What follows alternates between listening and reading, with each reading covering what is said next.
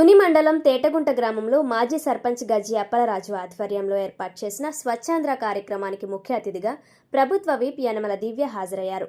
పరిసరాల పరిశుభ్రతపై యనమల దివ్య ప్రతిజ్ఞ చేయించి ర్యాలీని ప్రారంభించారు. అనంతరం మెడికల్ క్యాంప్ మజ్జిగ చలవేంద్రాన్ని సీనియర్ నాయకులు యనమల రాజేష్, సుర్ల లోవరాజులతో కలిసి ప్రారంభించారు. ఈ కార్యక్రమంలో ఎంపీపీ బొప్పన రాము, మాజీ సర్పంచ్ గజ్జి అప్పలరాజు, గజ్జి రాంబాబు, పప్పు నవీన్, కొల్లు సత్యనారాయణ, చామంతి సత్యబాబు, కోన కన్నారావు, కలగా శ్రీను, గట్టెం శివ, బంధం బుజ్జి, ఆవాల నాని, నీటి సంఘం అధ్యక్షులు కాతా గోవిందు, కొల్లి వెంకటేష్, కాసప్పు తాతారావు, పప్పు అప్పారావు, ములికి శ్రీను, తమన సత్యనారాయణ, వంగలపూడి వాసు, తమరాన రామకృష్ణ తదితరులు పాల్గొన్నారు.